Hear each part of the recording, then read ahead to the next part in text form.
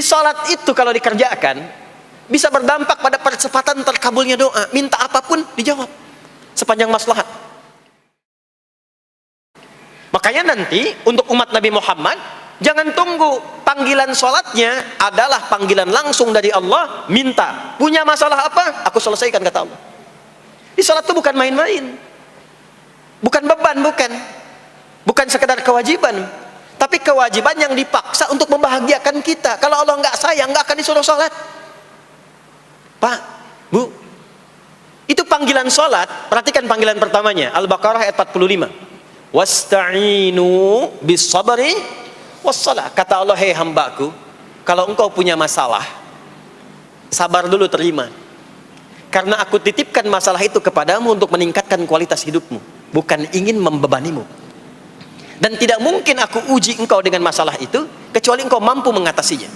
La yukallifullahu nafsan illa wus'aha.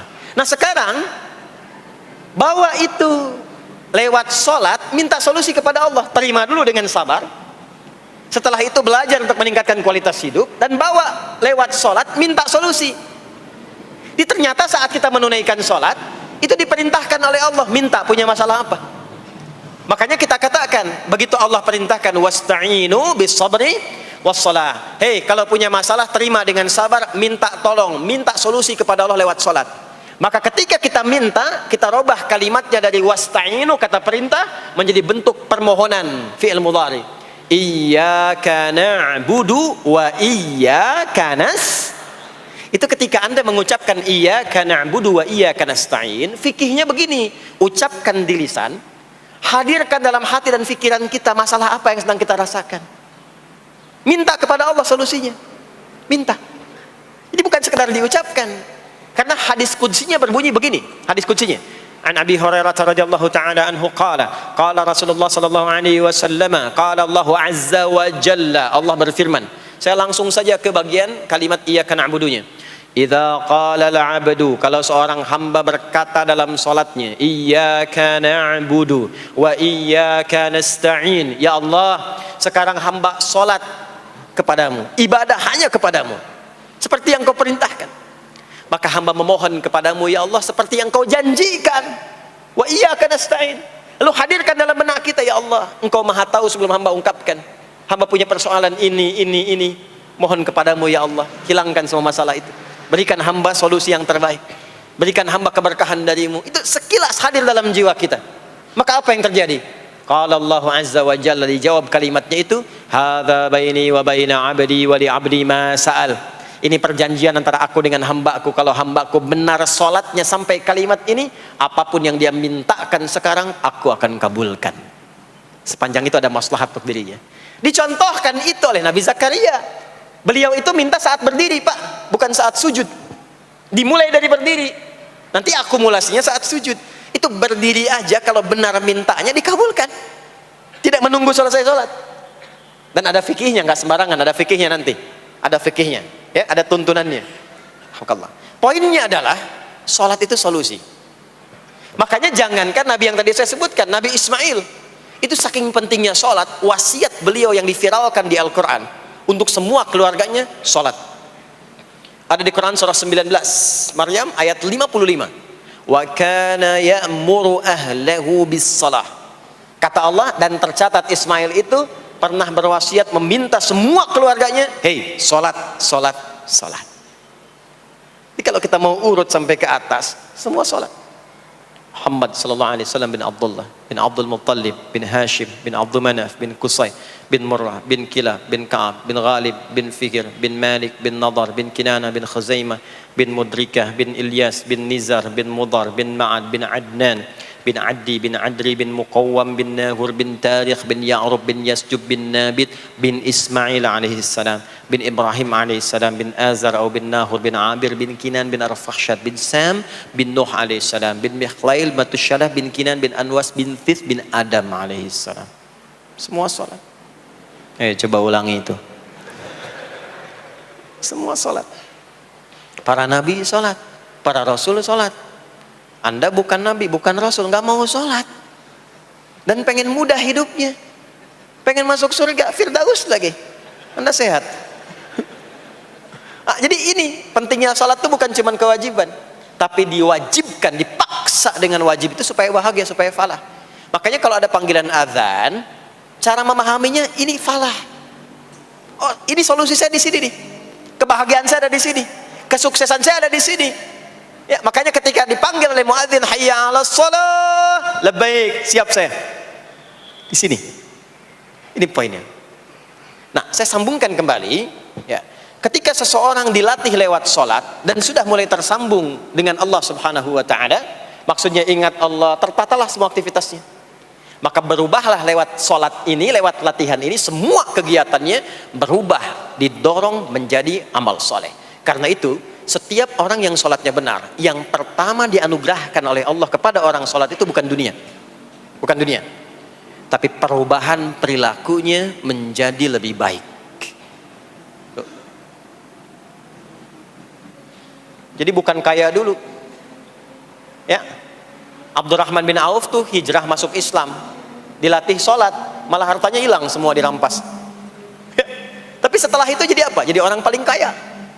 Ya. Abu Bakar As-Siddiq, Utsman bin Affan, Umar bin Khattab, pertama kali masuk Islam kan latihannya sholat. Apakah langsung kaya? Jadi pemimpin? Jadi diplomat? Amr bin As bisa ekspedisi dari Afrika Utara sampai ke Syam? Tidak. Yang diberikan apa? Perubahan perilaku dulu, dihilangkan sifat-sifat buruknya, dijaga dengan kemuliaan. Jadi dua sumber yang menjadikan manusia itu buruk dalam nafsunya itu ada dua. Di nafsu itu nanti punya dorongan untuk mengarahkan kepada yang buruk, namanya fujur. Lawannya nanti takwa. Lawannya takwa. Di Quran surah Asy-Syams surah 91 ayat 7 sampai 10, wa nafsi wa ma sawaha fa alhamaha fujuraha wa taqwaha. Nah, fujur itu nanti yang membisikkan, mengarahkan kepada hal-hal yang negatif. Itu yang ditunggangi oleh setan. Setan memberikan was-was itu ke nafsu, ke fujurnya. Alladzi yuwaswisu fi sudur innas. Di dalam sudur ada qalbu, di dalam qalbu ada nafas, di dalam nafas ada fujur. Fujur itu yang digoda. Maka keluarlah kemudian dua hal. Yang pertama ada yang disebut dengan fahsya. Fahsya itu dorongan dari syahwat untuk berbuat yang menyimpang. Pornografi, porno aksi, LGBT, kata-kata jorok itu fahsya. Nanti temannya adalah mungkar. Mungkar itu keburukan yang diingkari, ditolak oleh hati, sumbernya nafsu perut dan akal. Mencuri itu mungkar, merampok itu mungkar, korupsi, membunuh, menipu itu mungkar. Jadi sumber keburukan itu cuma dua. Kalau bukan fahsya itu mungkar. Orang yang sholatnya benar, maka parameternya itu, ukuran pertama kali dia dapatkan adalah ditutupnya oleh Allah, dijaganya oleh Allah keadaan nafsunya, sehingga dia tidak dikontrol oleh perbuatan fahsya dan mungkarnya. Maka aktiflah sinyal takwanya. Takwa itu lawan nafsu. Makanya nanti kaitan takwa dengan nafsu sama-sama disebutkan. Nafsu 115 kali, takwa yang terkait fungsi nafsu 115 kali. Takwa digembosi, ya, awas, diwaswasi oleh setan, setan disebutkan 88 kali. Takwa disupport oleh malaikat, malaikat di Quran disebutkan 88 kali. Ini bukan ilmu tak-atik, hitung sendiri aja kalau mau. Itu menarik tuh. Karena sama, kalau Anda mendengar suara adzan kan ada bisikan kan? Cepat, sudah adzan, siap-siap. Itu malaikat tuh. Tapi begitu selesai adzan, la ilaha illallah, tenang, baru adzan, belum qomat. Itu setan. Terus dua-duanya tuh, ya, memberikan bisikan, yang satu mensupport dan seterusnya. Yang paling menarik adalah kalau sholat kita benar, maka sinyal takwa aktif. Makanya amalan takwa pertama itu sholat.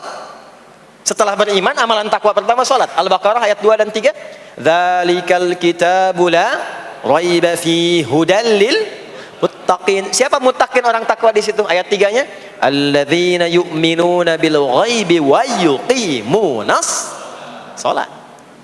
Jadi kalau sholatnya aktif, takwanya aktif, sinyalnya aktif, sinyal itu yang akan menutup fahsya dan mungkar.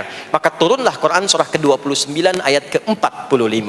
Utlu ma uhiya ilaika minal kitabi wa aqimis shalah. Kita hafal tengahnya, innas salata tanha 'anil fahsya'i wal munkar.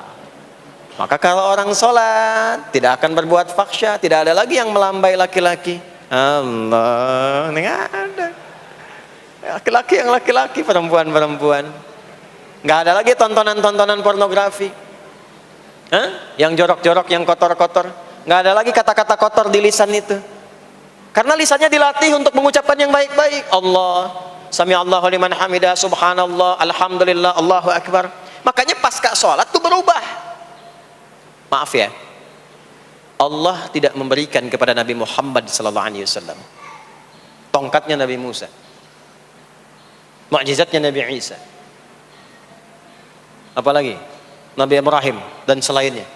Tapi Allah turunkan Al-Quran kepada Nabi Muhammad SAW, lalu dipraktekkan Quran itu pertama lewat sholat. Anda tahu apa yang terjadi? Nabi Muhammad itu diutus oleh Allah dalam lingkup masyarakat yang sangat terbelakang dan hatam kriminal. Jadi kriminalnya bukan dikerjakan, hatam. Dan nyaris tidak kenal kebaikan, makanya disebut dengan jahiliyah. Kalau Bapak Ibu tanya di zaman Nabi, ya maaf, ada pezina? Bukan cuman ada, hatam, perfeksionis zinanya. Itu.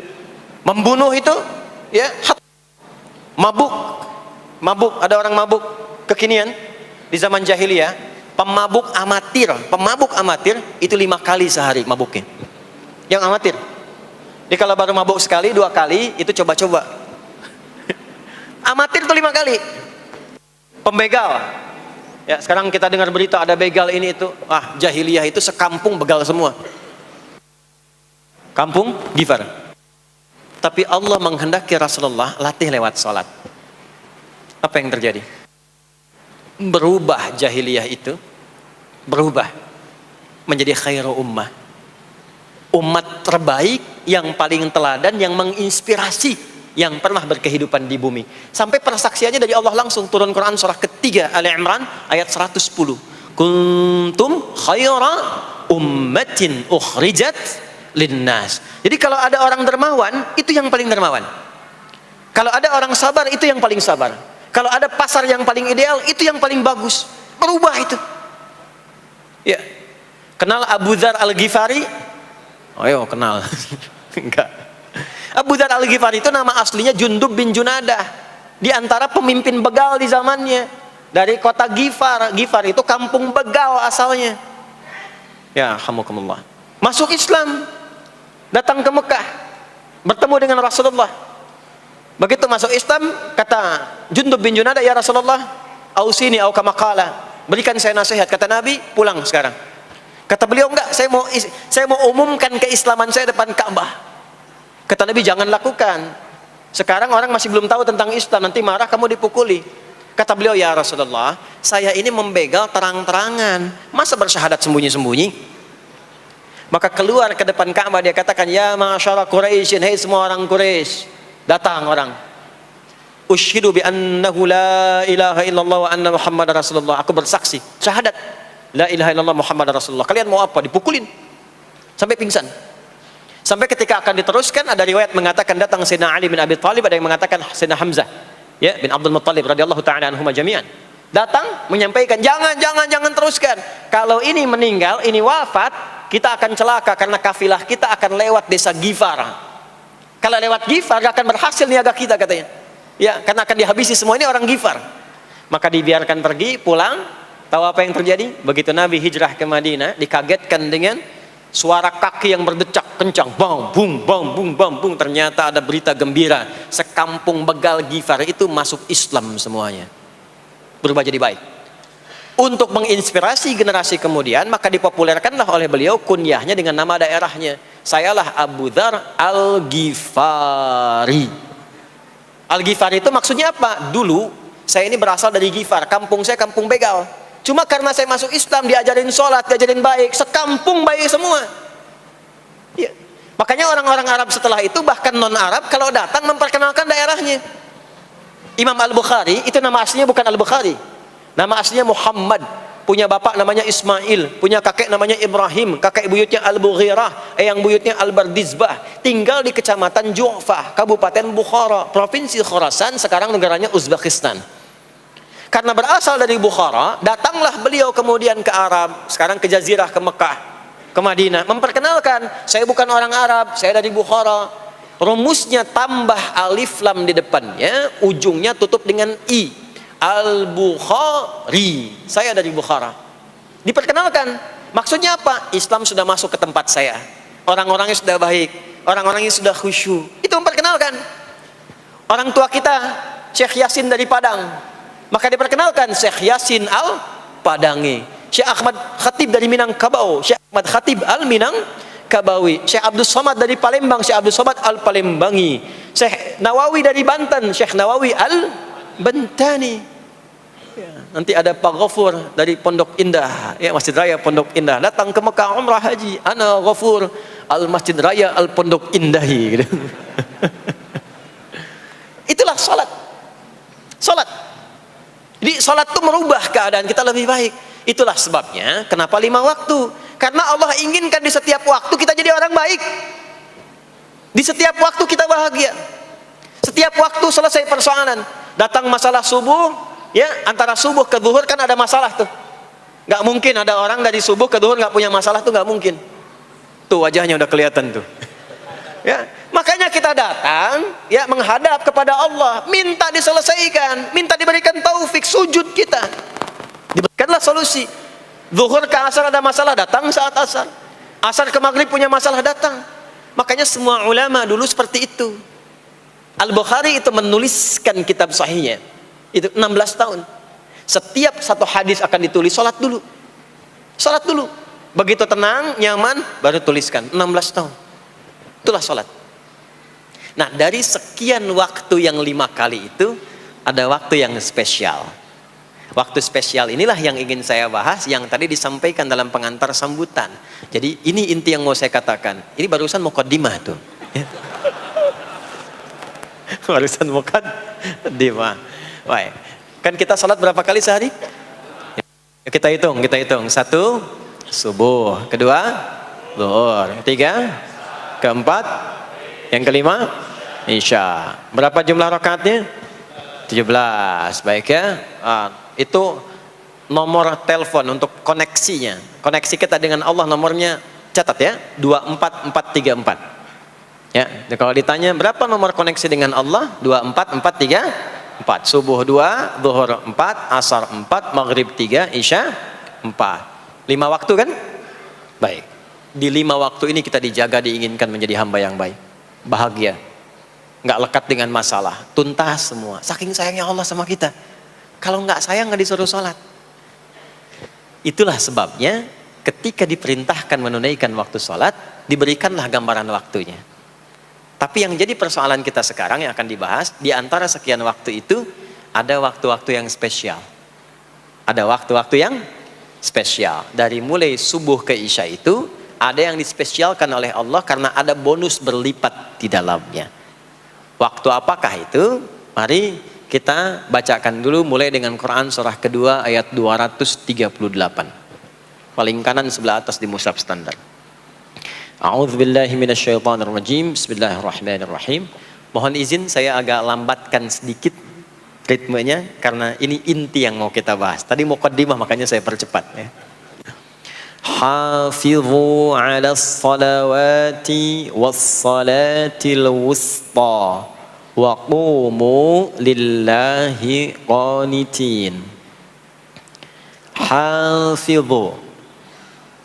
Kalau Bapak Ibu lihat mushaf terjemah, diterjemahkannya dengan jagalah. Jagalah itu ihfazu, hafidha yahfaz. Tapi kalau ada alif setelah hafizu, itu berarti fi'il madhinya, past tense-nya, akar kata kerjanya hafadha, yuhafidhu. Alifnya mufa'alah, bermakna saling. Jadi mengartikannya begini, hafidhu 'alas salawati. Hei, hendaklah kalian saling menjaga waktu sholat. Kalau saling itu sendirian atau banyakan? Banyakan. Jadi kalau bapak di rumah ada 5 orang, bapak, ibu, dan 3 orang anak, maka jangan soleh sendirian, Pak. Ingatkan anaknya, ingatkan istrinya. Istri bangun duluan, ingatkan suaminya. Makanya waktu sholat itu maaf, jangan cuma disandarkan pada azan yang kita dengar di masjid, harus hafal. Bahkan nanti gini, di Quran surah keempat ayat 103 itu, di ujung ayatnya, itu ada penanda ciri standar orang beriman. Maaf, kita tanya dulu nih, kita beriman tidak hari ini? Halo, beriman? Hati-hati ya, karena kata Nabi ada yang subuh beriman, sorenya sudah kufur tuh. Ya, yusbihu mu'mina wa yumsi kafira. Hati-hati ya. Yuk, apa ciri orang beriman tuh? Iman itu konfirmasinya bisa didapatkan satu melalui suara adzan. Adzan itu sama dengan penanda waktu sholat. Tahu dari mana iman itu bisa dicek dengan suara adzan? Quran surah ke-8 Al-Anfal di ayat yang kedua. Innamal mu'minuna alladzina idza dzukirallahu wajilat qulubuhum. Sungguh insan beriman itu ciri standarnya bisa dilihat. Kalau disebutkan nama Allah, ada konfirmasi iman dalam hatinya. Jadi iman itu letaknya di kolbu. Nanti konfirmasinya lewat suara adzan, dipanggil, disebutkan nama Allah. Makanya disebutkan nama Allah 5 kali dalam sehari untuk mengecek iman ada nggak dari subuh sampai isya. Ya, Allahu Akbar, Allahu Akbar. Ada getaran di hati kita, sudah adzan. Nah, itulah iman. Itulah iman. Makanya orang yang punya iman dengan yang belum punya iman akan beda getarannya. Ini hanya dimiliki oleh orang yang punya iman saja. Yang belum punya iman nggak bisa, nggak punya itu. Allahu Akbar, Allahu Akbar. Surah apaan nih? Toanya kencang banget, ya. Tapi kalau orang beriman, Allahu Akbar, Allahu Akbar, ya Allah sudah adzan. Itu konfirmasi itu. Nanti semakin tinggi imannya, bahkan ada yang orang sudah menunggu sebelum tiba waktunya. Tadi subuh jam 4 lewat 13 di sini. Ada yang nunggu dari jam 3. Padahal belum dipanggil. Ya. Masya Allah. Di Bekasi 4 lewat 9.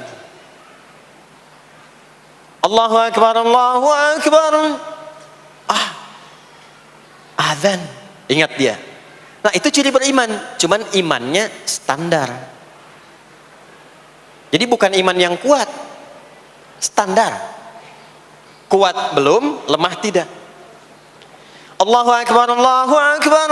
Jam 4 lewat 9. Jam 3 sudah bangun. Nunggu itu. Iman yang kuat. Masya Allah. Ada yang baru subuh dan nunggu isya. Tunggu. Kuat.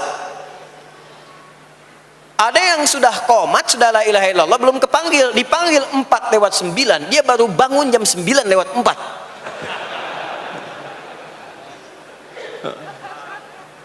Tuh. Nah, ini iman lemah di bawah. Ciri standar, karena dipanggil ingat, maka ciri standar orang beriman itu tahu waktu sholat. Harus tahu Pak, Bu, itu standarnya. Itu ada di Quran surah keempat di akhir ayat 103. Innas salata kanat 'alal mu'minina kitaban mawquta. Kalau pakai terjemah balaghah itu bunyinya begini, sungguh orang beriman itu pasti tahu waktu sholat. Nah, jadi kalau ditanya jam berapa zuhur nanti belum bisa kita jawab dengan sempurna, itu artinya apa? Imannya belum naik itu ke level standar, belum menguat. Ya, ini poinnya. Nanti kapan waktu sholat itu tiba? Kalau ada yang belum ingat, jangan dibiarkan tidak ingat. Makanya kata Al-Quran, saling menjaga ya waktu sholat itu. Jangan sampai di keluargamu, ada temanmu, kolegamu, bahkan tetanggamu itu nggak tahu waktu sholat. Bahkan nggak sholat, itu bahaya. Kalau memang sayang sama anak, ingatkan. Sayang istri dengan suami, ingatkan. Tanda istri beriman yang cinta dengan suaminya, tanda pertamanya ketika mengingatkan suaminya pada semua hal yang disukai oleh Allah. Begitu sebaliknya. Maka kata Al-Quran, hafidhu, saling menjaga waktu sholat. Disebutkan di situ alas sholawat. Bentuknya begini. Tulisannya alif, lam, waw, alif, tak maftuha begini. Alas, begini tulisannya. Karena nanti ada yang begini, as-sholat, ada yang begini. Biar saja, nggak usah. Ada yang begini, tak marbutah. Seperti Al-Baqarah ayat 3, alladzina yu'minuna bil ghaibi wa yuqimunas shalah. Begini tulisannya. Ada yang begini, as-salat pakai alif tak gini. Tapi di Al-Baqarah ayat 238 tulisannya begini. Alas salawati, taknya terbuka. Secara singkat begini, secara singkat. Kalau tulisannya begini, maka yang dimaksud salat fardu. Yang dimaksud salat apa? Salat fardu. Salat fardu itu ada berapa? 5 waktu. Maka kata Allah, hei, saling jaga ya. Waktu salat yang fardu itu yang 5 waktu. Di antara yang 5 itu ada yang spesial. Was-salatil wusta, waktu yang pertengahan, tengah-tengah di antara 5 waktu itu. Yuk kita tuliskan dulu sebentar. Salat, ada salat apa saja? Subuh, kemudian zuhur, kemudian asar, kemudian nggak cukup, ambil ke sini, maghrib, kemudian isya. Subuh, zuhur, asar, pindah sini, maghrib, isya. Lihat rumusnya. Jadi yang sholat pertengahan yang mana? Jangan lihat tulisannya itu ya, karena subuh di tengah-tengah disebutnya subuh ya. Sholat pertengahan yang mana? Asar apa subuh? Subuh apa asar? Apa dalilnya? Kita pakai dalil. Nah, sholat pertengahan itu disebutkan oleh Nabi itu ada 2. Ada subuh dan asar. Qala Rasulullah sallallahu alaihi wasallam yata'aqabuna fiikum malaikatul laili wa malaikatul nahari fi salatil asri wa fi salatil fajri. Berebut semua malaikat yang bertugas di siang dan malam, berebut membersamai kita. Kalau berebut itu artinya kalau ada yang berdoa diaminkan, kalau ada yang mohon ampun diistighfarkan oleh malaikat. Jadi malaikatnya minta kepada Allah, ya Allah ampuni si fulan, ya Allah ampuni si fulan, ya Allah si fulan, dan seterusnya. Sampai selesai. Itu khusus di salat asar dan salat subuh. Sampai kemudian thumma yas'aduna ila sama. Kemudian mereka, para malaikat itu kembali bertugas masing-masing, lalu Allah mengonfirmasi kepada mereka untuk menunjukkan kebenaran tugas malaikat yang tidak bermaksiat. Allah Maha tahu tentang hambanya. Maha tahu. Tapi Allah ingin menunjukkan kepada kita apa yang benar dari lisan malaikat itu, yang enggak pernah berdusta. Ya, maka Allah bertanya kepada malaikat, bagaimana keadaan hambaku ketika engkau tinggalkan? Maka disampaikan oleh malaikat itu, ya Allah, aku meninggalkan hambamu si fulan, dia sedang menunaikan ibadah, dia sedang sholat kepadamu, dan khusyuk berdoa, dan seterusnya. Maka apa jawabannya? Saksikanlah, ketika malaikat menyampaikan sedang ibadah, maka turun bonus dari Allah untuk mengampuni dosa si hamba itu. Itulah manfaatnya waktu pertengahan. Waktunya disebutkan di hadis ini asar dan subuh. Antara asar dan subuh itu masih ada yang unggul, ada yang istimewa lagi. Apa yang istimewa? Antara asar dan subuh yang istimewa terletak di subuhnya. Jadi dari 5 waktu ini, yang pertengahan asar dan subuh, karena amal di bawah ditunjukkan untuk mendapatkan penilaian langsung dari Allah seketika dan memberikan jawaban dari apa yang kita inginkan, asar dan subuh. Tapi dibandingkan asar dengan subuh, bila keduanya dibandingkan, dua-duanya mulia. Maka subuh punya kemuliaan yang tidak dimiliki oleh asar. Ya, makanya nanti asar bisa bertemu dengan zuhur, masih ada jama, masih ada qasar. Maghrib ketemu isya, masih ada jama, ada qasar. Ya, tapi subuh nggak bisa dijama, nggak bisa diqasar. Ya, makanya subuh letaknya jauh, ke isya jauh, ke zuhur jauh. Ya, saya mau jamaah. Ya, jama antara isya dengan subuh biar nanti bangunnya sekalian gitu, nggak bisa. Ya, maghrib masih bisa dijama dengan isya, isya dikosor dari 4 jadi 2. Maghrib nggak bisa dikosor karena 3 nggak mungkin jadi 1,5. Ya, zuhur udah 2, masa mau dikurangin lagi? Subuh udah 2, nggak mungkin dikurangi lagi. Maka dari itu subuh menyendiri sendiri. Nah, ada apa kemuliaan di subuh itu? Maka turunlah Quran surah ke-17 ayat 78 yang tadi saya bacakan di awal. Aqimis salata liduluki syamsi ila ghasaqil lail. Sampai sini zuhur sampai isya. Duluki syamsi tergelincir matahari itu zuhur. Sampai ghasaqil lail tiba malam itu isya. Lalu ditutup ujungnya wa qur'anal fajr. Khusus untuk subuh itu ditambahkan selain salat ada bahasa Quran di Quran sendiri. Khusus untuk subuh redaksinya ditambahkan dengan Quran. Apa itu Quran? Halo, apa itu Quran? Kalau tidak tahu cepat katakan wallahu a'lam. Apa itu Quran? Wallahu a'lam. Ada Quran, ada Al-Quran. Ada Quran, ada Al-Quran.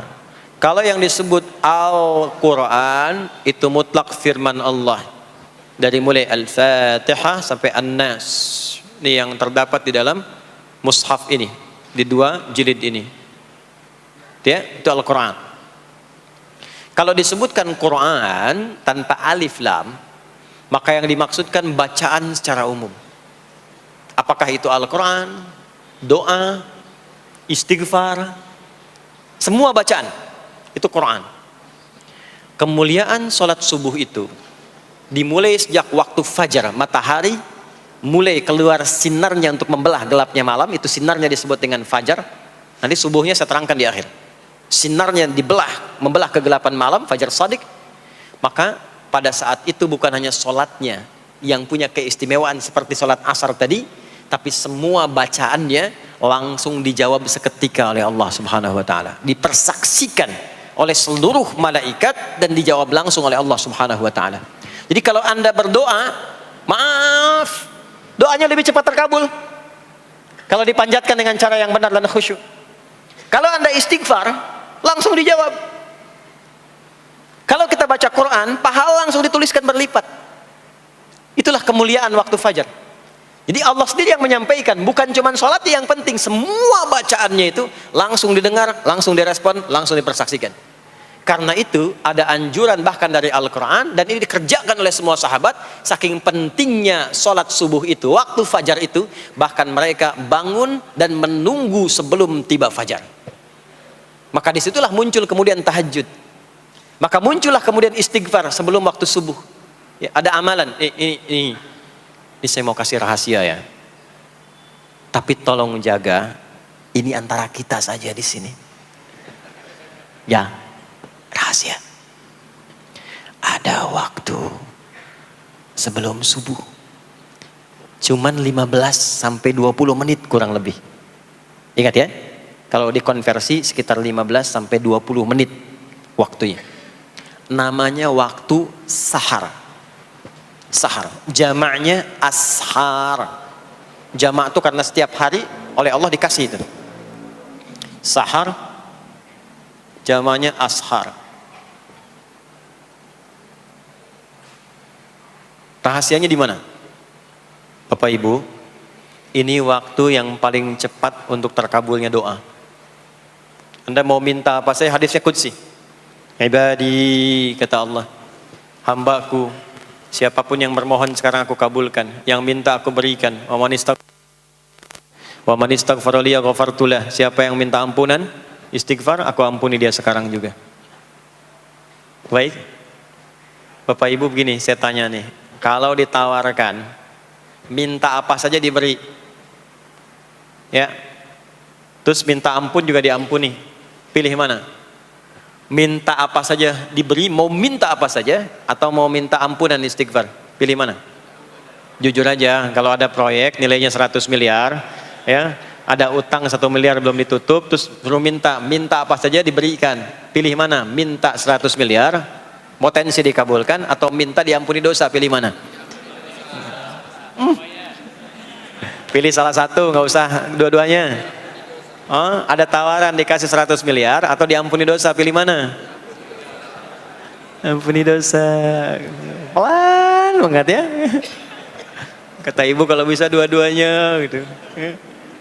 Coba, kalau ada rumus begini, Anda disuruh memilih apakah dunia dan seisinya atau memilih ampunan Allah, maka pilih ampunan Allah.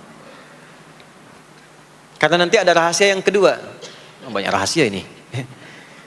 Ada rahasia istighfar. Istighfar itu kalau sudah menyatu dengan jiwa kita, sudah terbiasa maksudnya. Biasa istighfar, dan jadi karakter. Jadi kebiasaan. Bukan hanya pasca sholat, di mobil istighfar, di kantor masuk istighfar, sudah kebawa, udah refleks itu. Faidah keutamaan untuk orang yang rajin istighfar itu ada 2. 1, diampuni dosanya oleh Allah, yang cirinya nanti akan dijaga dari maksiat. Ya, bukan maksum, karena maksum itu untuk para nabi. Untuk para nabi dan rasul. Manusia nggak ada yang maksum selain nabi dan rasul. Maksudnya apa? Diberikan petunjuk oleh Allah untuk menjaga diri. Sehingga ketika dosanya diampuni, dia nggak berbuat dosa itu lagi. Mata biasa melihat yang tidak baik. Tobat, diampuni dosa mata itu, cirinya adalah mata nggak senang lihat yang nggak baik lagi. Itu dosa mata diampuni, ciri tobat diterima. Maka istighfar itu menggugurkan dosa-dosa dan menjaga kita dari perbuatan salah. Yang kedua, orang yang sudah terbiasa beristighfar, itu doa cepat dikabulkan, bahkan sebelum ia memintanya dan memohonkannya. Sebelum melafazkannya, itu bisa terjadi Allah sudah mengabulkannya. Itulah kemuliaan istighfar.